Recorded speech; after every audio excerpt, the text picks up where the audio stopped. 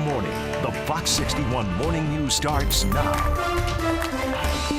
Right now at 6 o'clock, a man reportedly attacked near the Yale campus. We'll tell you why police believe this might have been an act of racism. And get ready to roll up your sleeves for the latest COVID booster, which providers are offering it right now. Also helping to keep your kids safe online. We've got some live advice for all of you out there coming up in fewer than 15 minutes.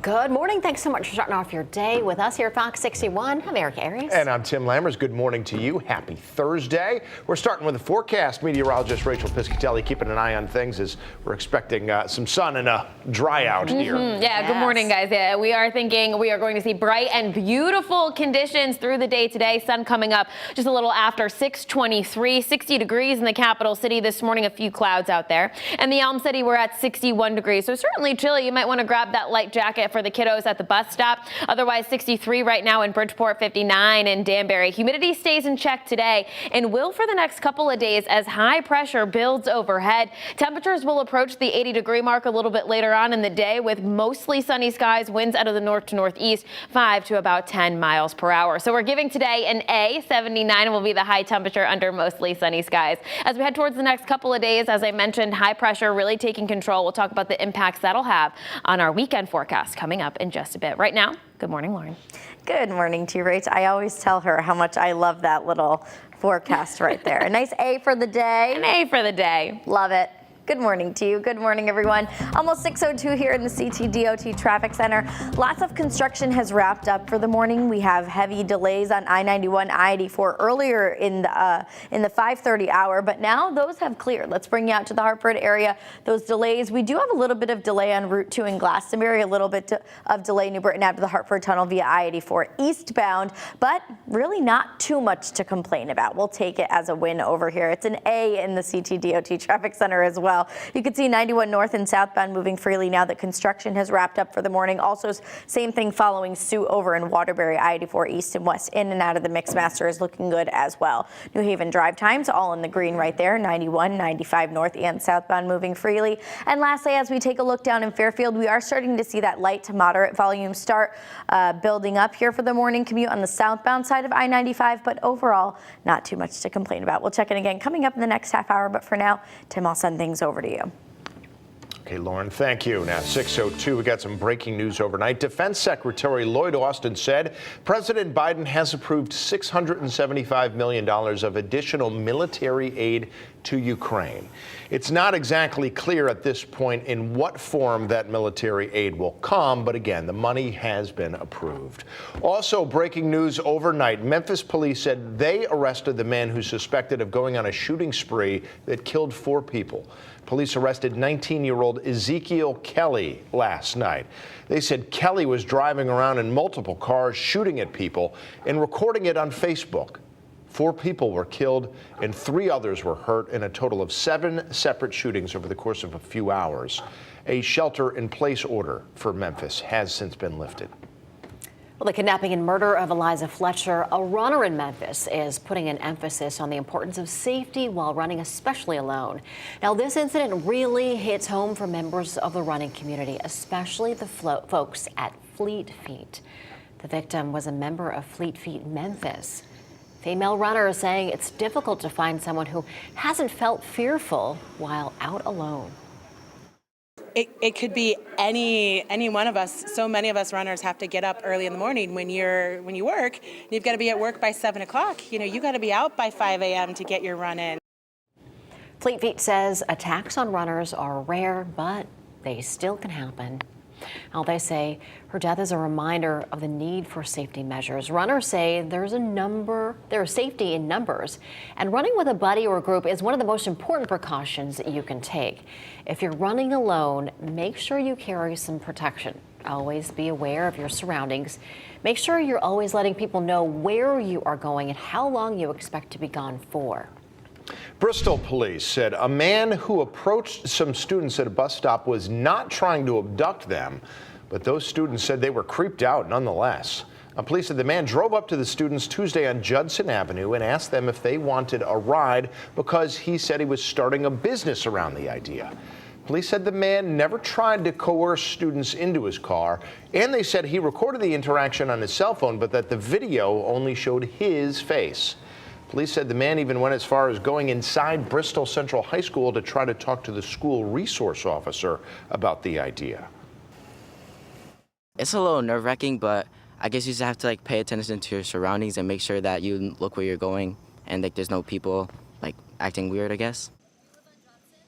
Police told the man not to contact students anymore and to find a more traditional way of drumming up support for his business idea. He was not arrested, and he won't face any criminal charges. Well, two Plymouth administrators connected to a school sexual misconduct scandal appeared in court yesterday. Principal Sherry Turner and math interventionist Melissa Morelli are just two of the four former Plymouth school employees charged with covering up the sexual misconduct of center school teacher James Eschert. Now, that conduct was allegedly brought to the attention of these school staff several times by students as well as parents. Turner and Morelli's case have been put on administrative continuance to allow their attorneys time to go through evidence. They are set to be back in court October 13th. The two other defendants, Crystal Collins and Rebecca Holleran, are scheduled to appear on September 12th. Right now, 6:06, Yale police say a possible hate crime took place on their campus over the weekend. Yeah, a Latino man was seriously hurt by a group of people. Police said this all happened on York Street, right near the Yale campus. Fox 61's Julia LeBlanc is live from that area. She joins us now. Good morning, Julia. Hi, good morning to you. Yeah, the Yale police chief just sent a message out to the community yesterday sharing what happened and also sharing some thoughts that we will bring to you in just a moment here. But the police chief says this all happened on York Street right around midnight on Saturday morning. And this morning, you can see that we still have police right near where the incident happened. And we've been seeing them patrol this area. That's Yale police right there, making sure to protect the area. Now, police say that a group of young men shouted racial slurs at the man, and then they assaulted him. That is all according to the victim himself and a witness who was there when it all happened. Now, police say the victim was not a student at Yale, and at this early stage in the investigation, they don't believe the group that attacked him is either. Police say the victim was hurt so badly that he needed immediate medical attention. And in a statement sent out to the campus, the chief said the victim later went into surgery. Also in that statement, Chief Campbell has strong words for his community, saying in part, quote, "I share your anger, disgust, and heartbreak at the prospect of a racially motivated crime so close to our own campus. My life's mission has been to create and maintain a sense of safety and security for every single member of the Yale and New Haven communities." Now, he went on to say that the Yale Police Department and New Haven Police are working together to find whoever was involved in this possible hate crime. Now, this morning, we caught up with someone who was on his way to Yale University Hospital. He says he walks these streets every night, generally feels safe, but now has to be a little more alert. Take a listen. You know, maybe unmute my headphones or earphones and walk around, maybe be more cautious, but yeah, sure. But no, not really scary. I don't know, I still feel safe with all the guards being around and stuff like that. It's, yeah. You know, things happen, and it's I feel like it's one of those things where it just happened, yeah. Now, police are now searching for those suspects involved in this potential hate crime. And if you have any information, they're asking you to please give them a call. As for students, we are standing right on Yale's campus right now. They are offering safe walks if you need to get to campus today for some extra support. We are live here in New Haven. Julia LeBlanc, Fox 61 News. Julia, thanks so much. We know you'll keep us updated throughout the day and the coming days as well. Well, meantime, thousands of updated booster doses have arrived in Connecticut, and they're ready to be administered to patients. Patients 12 and older can roll up their sleeves for Pfizer's new booster, and 18 and older for Moderna's, as long as it's been 2 months since your last booster or since completing the primary vaccine series. Several providers are ready to schedule appointments for patients. Hartford Healthcare offering the vaccines at several drive-up locations open to the general public. Yukon Health offering both updated boosters, and they're going to offer scheduled appointments weekdays through vaccine clinics at their outpatient pavilion. That's in Farmington. Community Health Center is also administering both Pfizer and Moderna to existing patients and the public. CVS and Walgreens are also offering the boosters. The pharmacies recommend scheduling an appointment and getting a flu shot at the same time as your booster.